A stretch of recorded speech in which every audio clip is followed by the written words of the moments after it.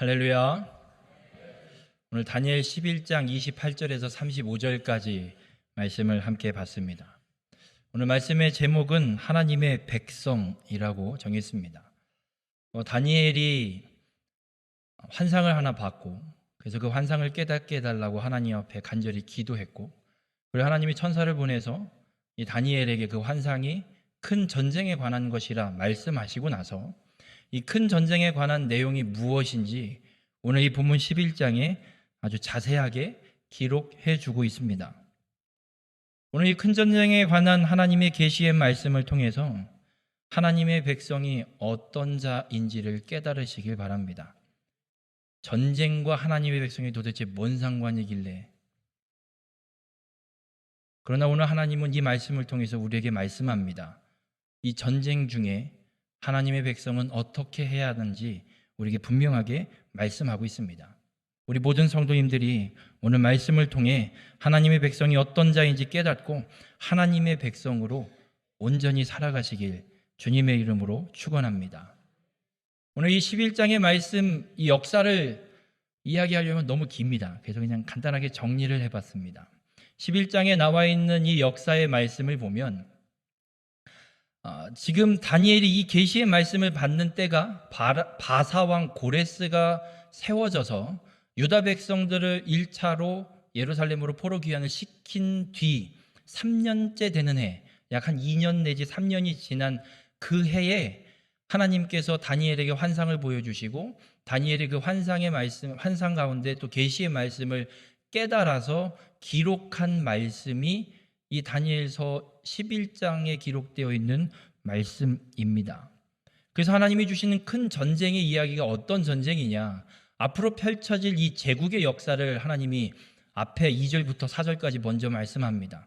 지금 세워져 있는 이 유다 백성들을 포로의 생활을 마치고 약속의 땅으로 돌려보내는 귀환시키는 이 바사 제국이 세워지고 나서 한 4, 50년, 5, 60년 정도 후에 아하수에로라는 왕이 세워질 것인데 그 왕이 저 유럽에 세워지고 성행하게 되는 헬라라는 나라를 공격하게 될 것을 말씀합니다. 이 아하수에로 왕이 누구냐면 성경에 기록되어 있는 에스더서에 에스더를 왕으로 맞아들인 왕이 아하수에로 왕입니다. 이 아하수에로 왕이 왕비를 폐위시킨 이유가 하나 있습니다. 잔치를 벌였다가. 근데 그 잔치를 왜 하냐면 이 헬라를 공격하는 이 전쟁에서 패하고 이 위기가 오니까 그걸 다시 한번 극복하고 전쟁을 다시 준비하기 위해서 이 본 백성들의 고관들을 관리들을 모아놓고 격려하면서 이 전쟁의 동기부여를 세우려고 잔치를 벌인 겁니다. 근데 그 잔치에 왕비가 말을 안 들어서 왕비를 폐위하고 에스더를 왕비로 다시 세우는 역사가 에스더서에 기록되어 있는데 이 아하수에로 왕이 어떤 왕이냐면 여러분 혹시 영화 300이라는 영화를 보셨습니까? 네, 그 300이라는 영화에 페르시아 왕이 나옵니다. 그 왕의 이름은 아하수에로라고 부르지 않습니다. 크세르크세스. 말이 좀 웃기죠. 이게 아하수에로는 성경에 기록되어 있는 이름이고 이 크세르크세스는 그 당시 언어, 아람어로 그 당시 언어로 기록되어 있는 그 왕의 이름이 그렇습니다. 그 300 영화에 페르시아 왕, 전쟁을 하고 있는 페르시아 왕, 되게 이렇게 무섭게 생겼던 왕 하나 있습니다. 그 사람이 성경에 기록되어 있는 아하수에로고 지금 바사 1대 왕 고레스가 세워져서 이전 2년밖에 3년밖에 안 됐는데 하나님이 그 왕에 대한 예언의 말씀도 지금 주고 계십니다. 그렇게 바사 제국이 헬라를 공격해서 끊임없이 다툼과 전쟁이 일어나는 가운데 헬라 제국의 이 헬라의 나라에 알렉산더 대왕이 일어나서 이 바사 제국을 멸망시키고 이 제국 땅을 다 다스리게 되는 큰 나라가 될 것을 3절에서 예언하십니다. 그런데 그 나라도 영원하지 않고 알렉산더 대왕이 인도를 정복하려고 산맥을 넘다가 병에 걸려서 그만 정복 전쟁을 멈추고 돌아왔다가 그 병에 의해서 죽습니다. 알렉산더 대왕이 죽고 나서 아들이 그 왕위를 이어받는 게 아니라 이 아들들은 암살을 당하고 알렉산더 대왕 밑에 있었던 큰 자리에 앉아 있던 신하들이 싸움을 시작을 해서 4명이서 그 제국을 쪼개 나눠 갔습니다. 그 말씀을 4절에 하고 있는데 어떻게 쪼개서 갔냐면 이렇게 쪼개 갔습니다. 저 가운데 파란 거는 지중해 바다입니다. 지중해 바다를 두고 유럽 부분, 그리스, 로마, 이탈리아 이쪽은 키산드로스라는 왕조가 세워지고, 지금의 터키, 튀르키예, 소아시아 지역은 리시마커스라는 왕조가 세워집니다. 이 두 왕조는 크게 중요하지 않습니다. 이 이란 땅을 정복하고 세워지는 왕조가 셀류커스 혹은 셀류코스 혹은 셀류쿠스, 외래어라 영어를 읽는 발음이어서 자기 멋대로 읽습니다. 저는 이렇게 읽습니다. 그래서 셀류커스 왕조가 세워지고, 저 이집트 아프리카 쪽은 프톨레미 왕조가 세워집니다. 그리고 예루살렘은 어디에 끼어 있죠? 저 노란색으로 검은 글씨로 써놨습니다. 이 셀류커스 왕조와 프톨레미 왕조 사이에 끼어 있습니다. 오늘 읽은 11장의 본문에 기록되는 5절 이후로 기록되는 북방왕 그리고 남방왕이 등장합니다. 남방왕은 프톨레미 왕조에 세워지는 왕을 이야기하고, 북방왕은 셀류커스 왕조에 세워지는 왕을 이야기합니다. 왜 북방왕 남방왕이냐? 예루살렘 중심으로 북쪽에 있어서 북방왕, 남쪽에 있어서 남방왕입니다. 그래서 이 셀류커스 왕조 북방왕과 프톨레미 왕조 남방왕이 끊임없이 서로 세력 다툼을 하는데, 그 세력 다툼을 어디서 하겠습니까? 지도를 보시면 어디서 싸울 것 같습니까? 예루살렘, 유다 땅, 이 팔레스타인 지역에서 북방왕과 남방왕이 싸울 수밖에 없습니다. 그래서 저 이 팔레스타인 지역이 북방도 그렇고 셀류커스도 그렇고 프톨레미 왕조도 그렇고 저 지역을 점령하느냐 못하느냐에 따라서 서로에게 누가 위협이 되냐 위협이 되지 않냐 결정됩니다. 그래서 저 유대 땅, 특별히 예루살렘이 북방왕과 남방왕 사이에 끊임없는 정쟁 속에 착취와 탈취를 당하는 역사가 펼쳐집니다. 그래서 오늘 읽은 본문 5절부터, 읽진 않았지만 5절부터 11장 끝까지는 이 남방왕과 북방왕에 대한 말씀을 쭉 기록해 놓고 있습니다. 그래서 그 왕의 이름, 왕을 연도에 따라서 성경에서 이야기하는 그 시대와 비교해서 정리를 하면 이렇습니다. 다 모르셔도 되고요. 노란 글씨로 써놓은 안티오쿠스 3세라는 왕과 셀류커스 4세를 넘어서 안티오쿠스 4세라는 왕이 있습니다. 이 두 왕이 오늘 읽은 본문에 등장해서 유대 땅에 행하는 어떤 일들을 행하는지 오늘 본문에 말씀을 기록하고 있습니다. 여러분, 우리는 지금 이 역사의 말씀을 이미 다 지나고 나서 하나님이 기록해 주신 말씀과 성경과 그리고 또 세계사에 기록되어 있는 역사의 이 산물을 갖고, 그 성취된 역사를 갖고 비교해서 보니 하나님의 말씀이 이렇게 다 성취됐구나, 하나도 빠짐없이 성취됐구나 하고 읽고 있기에 이게 예언이라는 것보다 하나님께서 이렇게 성취하셨구나라고 느껴집니다. 그런데 다니엘이 받을 때는 BC 536년경에 이 말씀을 받았습니다.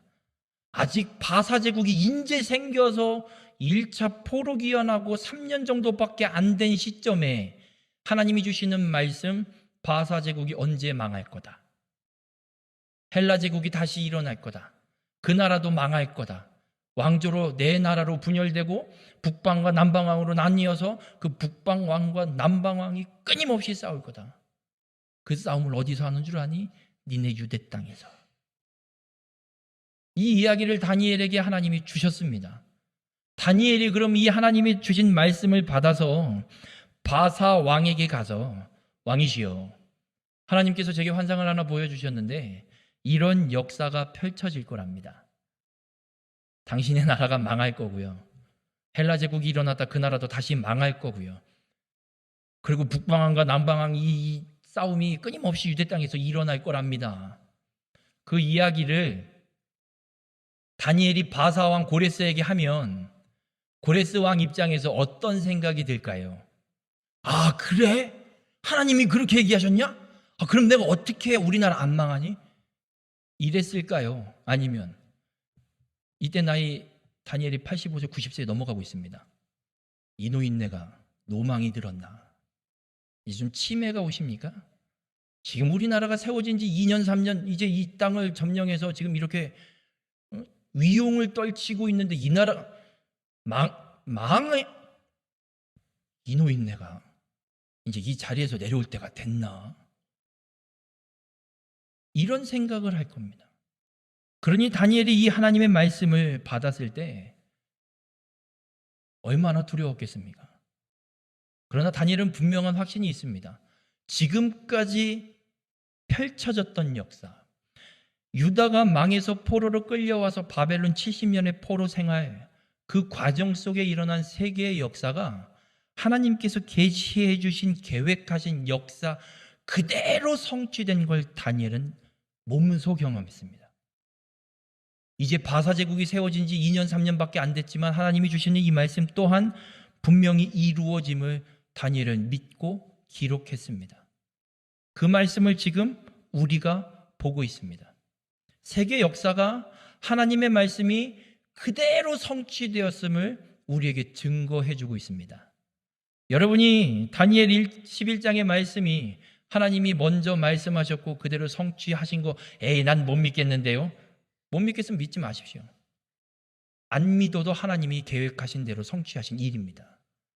여러분의 믿음의 여부에 따라서 하나님의 말씀이 성취되는 게 아닙니다. 여기 앉아 계신 모든 성도님들이 이 말씀 안 믿어도요, 하나님은 이 말씀대로 성취하시는 분입니다. 이 사실을 잊지 마시길 바랍니다. 다니엘은 이 말씀을 기록하고 우리에게 주어집니다. 우리가 하나님의 백성으로서 기억해야 될 것, 하나님의 말씀은 1.1획도 땅에 떨어짐 없이 하나님께서 계획하신 그대로 모두 다 성취하심을 믿고 살아가는 겁니다. 그것이 성도의 삶입니다. 우리 모든 성도님들 하나님의 말씀이 그대로 성취됨을 믿으시고 하나님의 말씀을 따라 준행하는 귀한 축복의 삶이 되시길 주님의 이름으로 축원합니다. 그렇게 북방 왕과 남방 왕의 싸움이 다툼이 끊임없이 일어나는데 그 사이에 끼어 있는 유다, 다니엘의 말씀, 다니엘을 통해 하나님이 말씀하신 그대로 역사가 펼쳐지는데 그 전쟁통에 끼어 있는 유다는 그럼 어떻게 해야 될까요? 이게 뭔 하나님의 말씀한 대로 일어나는 게 아니지. 세계 정세가 지금 이런데 세계 정세에 따라서 지금 일어나는 일이지. 그럼 우린 지금 누구한테 붙어야 될까? 지금 이 전 세계가 미국과 중국의 경제 싸움에 그 사이에 끼어 있는 우리나라 피 터지는데 미국에 붙어야 되나 중국에 붙어야 되나? 유다가 꼭 그 형국입니다. 그럴 때 어떻게 해야 될까? 하나님은 이 전쟁에 끼인 유다의 모습을 통해서 하나님의 백성이 어떻게 해야 되는지 우리에게 분명하게 말씀하고 있습니다. 우리 모든 성도님들 말씀을 통해 하나님의 백성으로 끝까지 살아가는 우리 모든 성도님들이 되시길 주님의 이름으로 축원합니다. 70년 바벨론 포로 생활이 끝나고 하나님이 약속하신 대로 포로 생활에서 약속의 땅 예루살렘으로 돌아갔습니다. 돌아가서 성전도 재건하기 시작하고 성벽도 재건할 준비, 1차 포로 귀환을 하고 나서 그렇게 이 나라가 이제 회복되고 나라로 다시 온전히 세워질 시작을 경험한 유다 백성들입니다. 그런데 하나님이 하시는 말씀, 바사 제국이 멸망하고 헬라 제국이 일어나고 헬라 알렉산더 대왕이 죽고 나의 나라로 분열돼서 북방과 남방의 나라의 전쟁에 유다가 끼어서 또 고통받을 것이다 라고 다니엘을 통해 말씀을 남겨놓으셨습니다. 그러니 이 유다 백성들의 생각 속에 아니 하나님 바벨론 포로 생활 70년 끝나면 우리 회복시키신다며요. 이 말씀은 또 뭡니까? 바벨론 70년이 모자라 또 북방나라 남방왕 이 둘 사이에 끼어서 또 그 삶을 살으라고요? 해도 너무하시네. 유다 백성들이 한 가지 꿈꿉니다. 됐고 우리가 독립을 꾀해봅시다. 헬라 제국이 분열하고 나서 유다 땅이 먼저 정복한 왕조는 남방왕 프톨레미 왕조가 먼저 정복을 해서 BC 319년에서 198년까지 약 120년, 130년, 120년 정도의 기간을 이 유다 땅을 남방 왕이 다스립니다. 유다 백성들의 마음속엔 이런 게 있습니다. 바벨론 포로 생활도 그렇게 견뎌냈는데 또 이러다니 안 되겠다. 우리가 어떻게든 이 독립을 해야겠다. 우리나라도 일본의 36년에 지배를 받았습니다. 36년 지배받는 동안 우리나라 선조들이 행한 일, 어떻게든 독립을 해보겠다고 국내에서 해외에서 가만히 있지를 않았습니다. 36년 지배받는 동안. 그러면 남방왕에게 120년 지배받는 유다 땅은 어떻겠습니까? 거기라고 가만히 있었겠습니까? 방법을 생각해낸 것 같습니다. 근데 세계 정세가 북방왕이 남방왕을 공격해서 정복해 갔다는 소문이 들려옵니다. 그때 북방왕이 안티오쿠스 3세. 그래서 유다 백성들이 옳았구나. 이때다. 우리가 이 남방왕 프톨레미 왕조로부터 우리가 독립을 꾀할 수 있는 건 이 나라를 징벌하러 가는 북방왕 안티오쿠스 3세 이 왕에게 빌붙어서 이 나라의 힘을 빌어서 프톨레미 이 남방왕으로부터 독립하는 것이 우리가 유일한 길인 것 같다. 그래서 다니엘 11장 14절에 하나님이 이렇게 미리 계시 예언을 해놓으십니다. 그때 여러 사람이 일어나서 남방왕을 칠 것이요 북방왕을 이야기합니다. 내 백성 중에 포악한 자가 스스로 높아져서 환상을 이루려 할 것이나 이 환상은 북방왕의 힘을 빌어서 남방왕으로부터 독립하는 꿈. 그러나 그들이 도리어 걸려 넘어지리라. 안티오쿠스 3세의 힘을 빌어 유대가 독립을 하려고 꿈을 꿨는데 도리어 그 안티오쿠스 3세 북방왕, 의지한 북방왕에게 걸려 넘어지겠다라고 말씀합니다. 그게 어떻게 역사가 펼쳐지냐면 16절에 이렇게 말씀합니다. 오직 와서 치는 자가 남방왕을 치는 북방왕 안티오쿠스 3세가 자기 마음대로 행한답니다. 어떻게 행하느냐? 그를 당할 사람이 없겠고 그는 영화로운 땅, 이 유대 땅에 와서 설 것이요 이 유대 땅에 선 안티오쿠스 3세의 손에는 멸망이 있으리라. 유대는 안티오쿠스 3세에게 요구했습니다. 우리가 당신을 도울 테니 우리나라 독립시켜달라고. 우리나라 독립해야 되겠으니까 우리가 도울 테니 안티오쿠스 3세요, 우리의 독립을 보장하시오. 안티오쿠스 3세가 뭐가 아쉽습니까? 오케이, 해줄게. 그래놓고 남방왕을 전쟁을 치르고 돌아가는 길에 유대 땅에 와서 독립을 하는 게 아니라 오히려 됐고 내놔. 이제 우리한테 조공을 바쳐. 우리가 너희를 다스릴게. 오히려 그 손에 멸망이 들려서 유대를 오히려 속국으로 삼고 통치하는 역사가 펼쳐짐을 말씀합니다. 여러분, 유대 백성은 이 북방왕이 독립을 시켜줄 줄 알았던 것 같습니다. 그래서 이 북방왕을 의지했습니다. 남방왕으로부터 독립해서 살고 싶은 마음에 북방왕을 의지했더니 이건 웬걸 오히려 더 북방왕에게도 조공을 바쳐야 되는.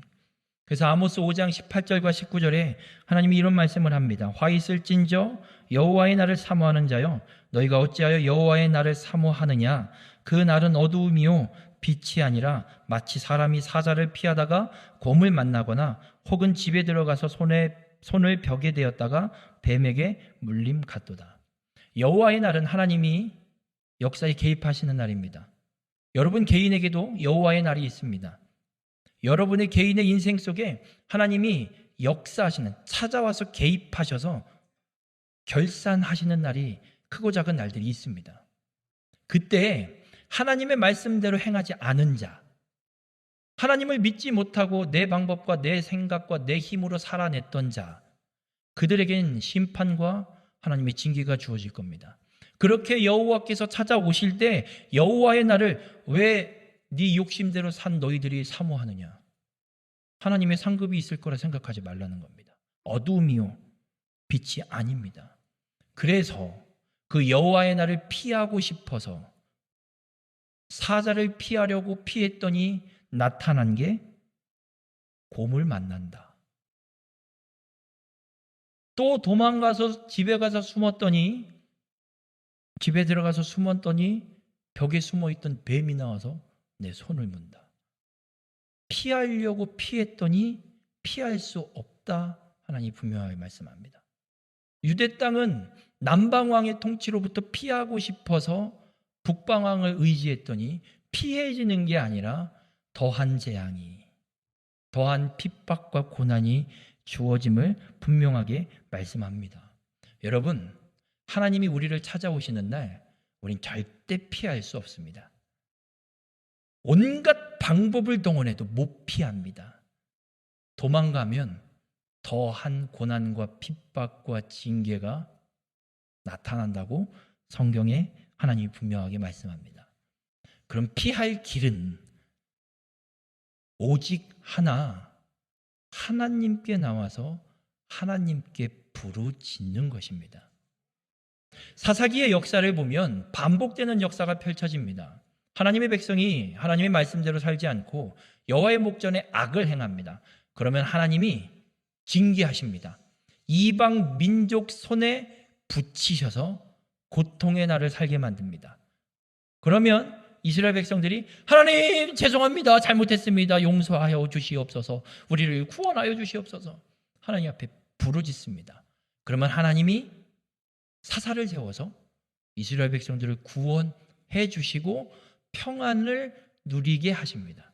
이게 사사기의 역사의 반복입니다. 우리가 하나님의 말씀대로 행하지 않고 여호와 앞에 악을 행하고 살아가면 하나님은 우리를 치시고 징계하십니다. 그날 피할 수 없습니다. 피할 길은 하나님 앞에 나아가 부르짖는 겁니다. 하나님 죄송합니다. 제가 죄를 범했습니다. 하나님의 말씀대로 살지 않은 죄를 범했습니다. 나의 이 죄를 용서하시고 구원하여 주시옵소서. 하나님 앞에 나아가 회개하고 부르짖는 길만이 우리가 여호와의 날 심판을 피하는 길입니다. 우리 모든 성도님들, 하나님은 그걸 기다리고 계십니다. 내게 와서 부르짖어 기도하기를 하나님이 기다리고 계십니다. 다니엘이 하나님 앞에 연수를 깨닫고 말씀을 통해 회복의 연수를 깨닫고 민족의 죄를 회개하며 기도했더니 하나님이 그 약속대로 성취하는 걸 다니엘의 눈에 보여주십니다.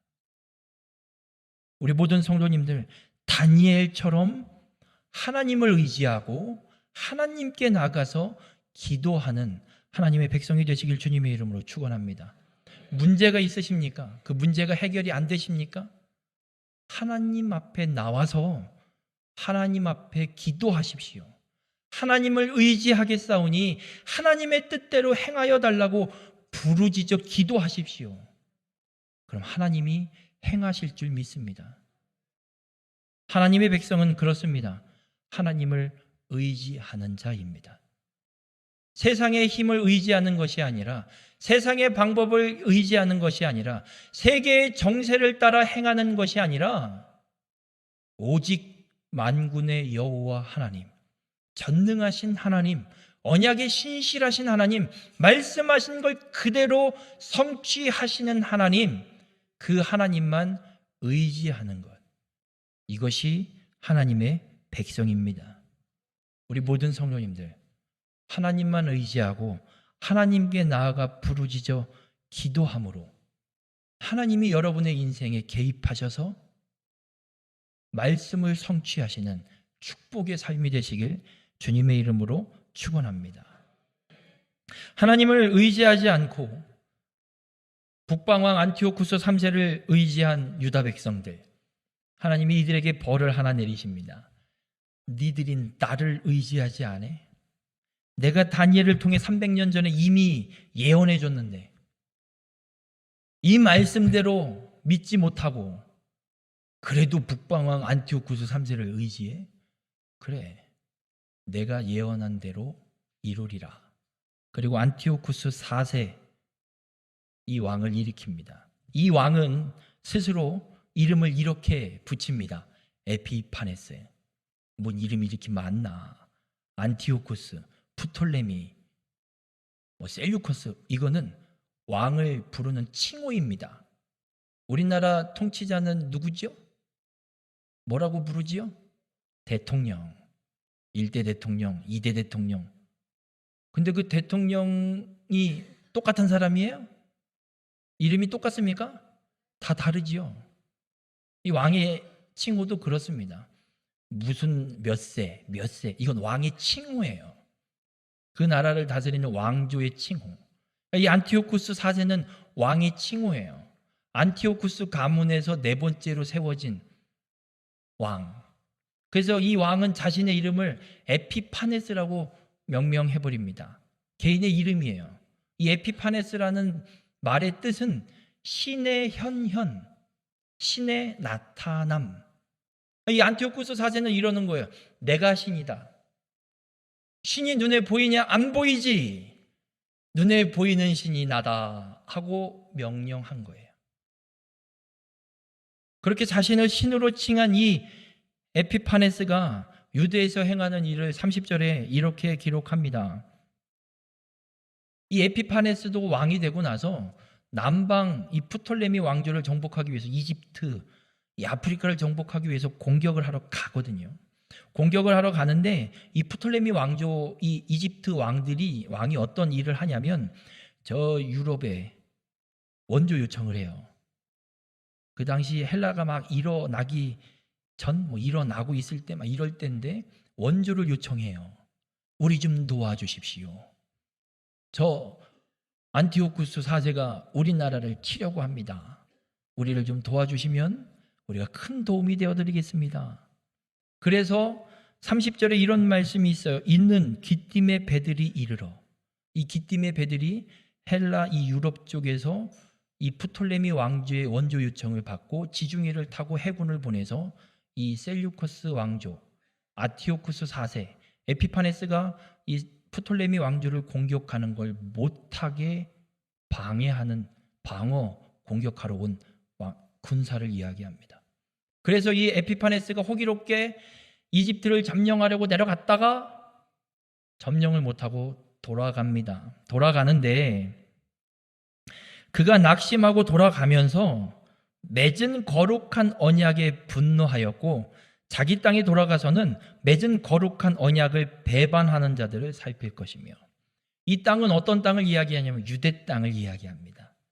유다 백성들이 사는 땅 예루살렘, 거기에 와서 거룩한 언약은 하나님의 율법, 하나님의 말씀, 하나님의 말씀에 분노하고 하나님의 말씀을 배반하는 자들을 살펴준답니다.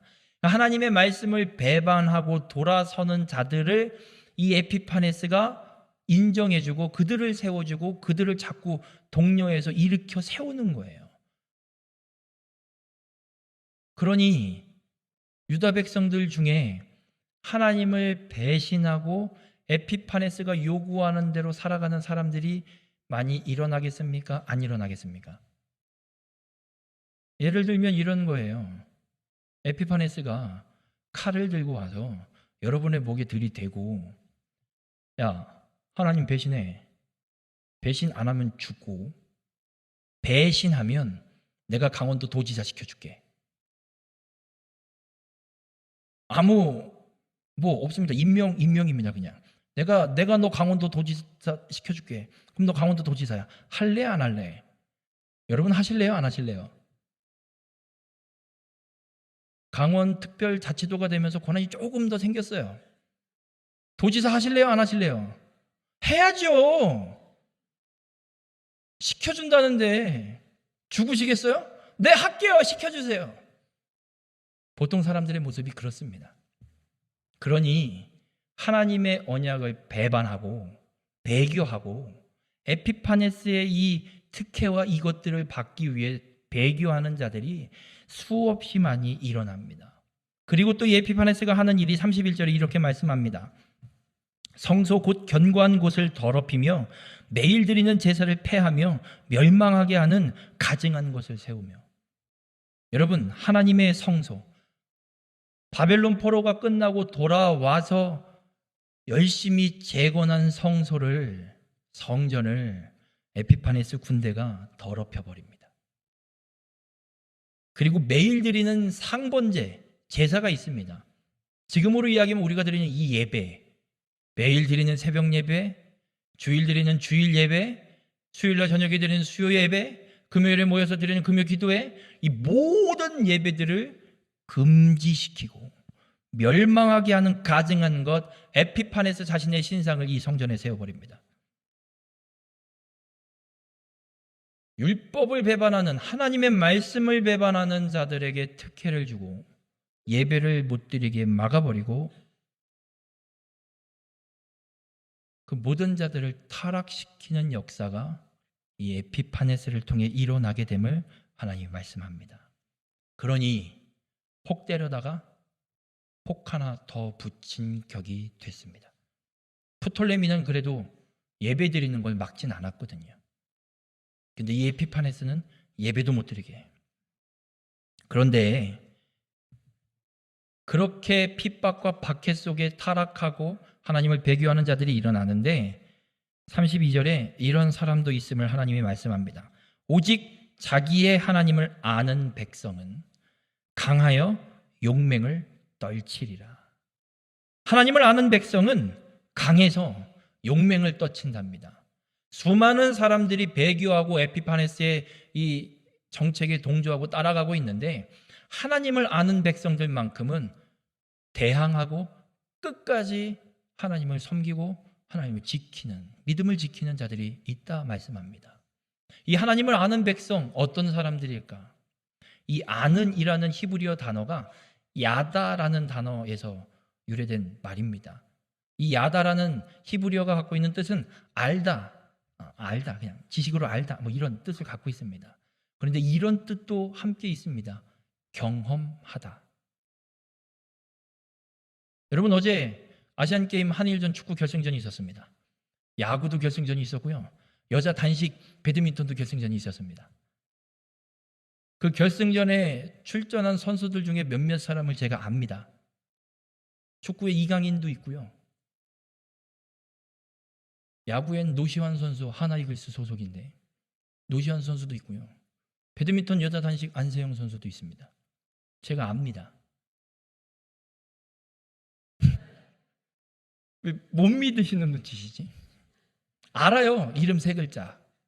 그 사람이 저 사람이라는 거 압니다. 근데 한번 여쭤보겠습니다. 이걸 안다고 얘기할 수 있습니까? 이걸 안다라고 얘기할 수 있습니까? 제가 같이 사는 한 여인이 있습니다. 허미나 씨라는 분인데 그 사람은 정말 잘합니다. 아는 건 맞을까요? 아닐까요? 맞죠. 하나님을 아는 백성이라는 이 하나님을 아는 것이 이걸 이야기합니다. 경험으로 아는 것. 하나님이 300년 전에 다니엘을 통해서 이 말씀을 주셨습니다. 아니 그 이전의 역사까지도 하나님이 선지자를 통해서 세계 역사가 어떻게 펼쳐질지 하나님이 분명히 예언으로 말씀을 주셨습니다. 그게 기록돼서 이 유다 백성들, 지금 이 에피파네스의 핍박을 받는 백성들에게 주어져서 끊임없이 읽혀지고 들려졌습니다. 하나님을 아는 백성들은 세계 역사를 보면서 깨닫는 겁니다. 아, 하나님이 말씀하신 대로 정말 그 역사들이 펼쳐져 가고 있구나. 에피파네스가 일어나는 거 하나님이 말씀하신 대로 이루시는 것이구나. 그걸 안다는 겁니다. 경험으로. 그들은 하나님이 말씀하신 대로 성취되는 걸 분명히 믿기에 에피파네스의 핍박과 박해 위협에 굴하지 않습니다. 왜냐하면 하나님 말씀하신 대로 그 역사가 앞으로도 펼쳐질 것이니 내가 해야 될 것, 하나님이 말씀하신 대로 펼쳐질 이 역사 속에 내가 의지할 분은 하나님 한 분밖에 없다. 이 말씀을 믿고 끝까지 믿음을 지키고 하나님을 섬기고 하나님의 말씀대로 살아가는 것이다. 그 믿음을 가진 하나님을 아는 백성은 하나님이 강하게 하셔서 그 핍박의 시대에 용맹을 떨친다. 성경은 분명하게 말씀합니다. 여러분, 하나님의 백성은 그렇습니다. 하나님을 아는 자입니다. 하나님을 안다는 건 하나님의 말씀이 그대로 성취되었기에 내 역사, 내 인생의 역사 속에도 하나님이 분명하게 이 말씀을 성취하실 걸 믿고 이 말씀대로 행하며 살아가는 것이 하나님을 아는 자입니다. 우리 모든 성도님들, 하나님을 아는 하나님의 백성이 되시길 주님의 이름으로 축원합니다. 지식으로 아는 거 아닙니다. 예, 하나님 세 글자 알아요. 여호와라고도 부르기도 하고 알아요. 성경에 기록되어 있는 그 하나님 알아요. 그건 모르는 겁니다. 말씀이 그대로 성취되시는 하나님, 언약에 신실하셔서 그 말씀하신 대로 능히 행하실 수 있는 전능하신 하나님, 하나님께서 예언하시고 세계 역사를 그대로 이루셔서 지금 우리에게 증거로 보여주셨습니다. 그걸 믿는 것, 이것이 하나님을 아는 것입니다. 앞으로 하나님께서 성경에 말씀하신 대로 마지막 때를 향한 역사를 하나님이 펼쳐가십니다. 전쟁과 기근 끊임없이 일어납니다. 이스라엘에 어제 로켓 5,000발을 쐈답니다. 전쟁, 기근, 예배가 금지되는 현상들 수없이 앞으로 일어나게 될 겁니다. 더하면 더하지 덜하지 않을 겁니다. 왜? 하나님이 그렇게 말씀하셨기 때문에. 이 말씀을 믿는 자는 지금 펼쳐지는 역사를 통해 하나님을 알게 될 겁니다. 그대로 성취하실 걸 믿게 될 겁니다. 그래서 어떤 역사가 펼쳐지고 어떤 핍박과 박해가 와도 이 말씀을 믿고 하나님이 성취하실 걸 믿고 끝까지 이 말씀을 따라 준행하는 삶을 살아가게 될 겁니다. 그것이 하나님의 백성이고 예수 그리스도께서 이 땅에 다시 오시는 그날 하나님의 나라를 유업으로 상속받는 구원받는 자가 됩니다. 바라기는 우리 모든 성도님들의 삶이 하나님을 아는 자가 되셔서 하나님의 말씀을 준행하고 하나님만 의지하는 믿음의 삶을 주님 다시 오시는 그날까지 끝까지 살아내는 하나님을 아는 하나님의 백성이 되시길 주님의 이름으로 축원합니다. 기도하시겠습니다. 사랑의 주님, 우리의 삶에 일어나는 수많은 역사 하나님이 계획하시고 하나님이 성취하심을 믿습니다. 하나님이 말씀하신 대로 1.1획도 땅에 떨어짐 없이 그 말씀이 역사 속에 성취되었음을 확인합니다. 우리에게 지혜를 더하셔서 하나님을 아는 하나님의 백성이 되게 인도하여 주시옵소서.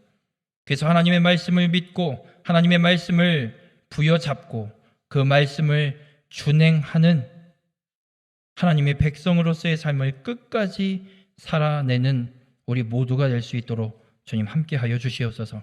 그래 주님 다시 오시는 그날 영원한 하나님 나라의 유업을 얻는 축복의 삶이 될 수 있도록 우리 가운데 함께하여 주시옵소서. 이 모든 말씀 예수님의 이름으로 기도드렸습니다. 아멘.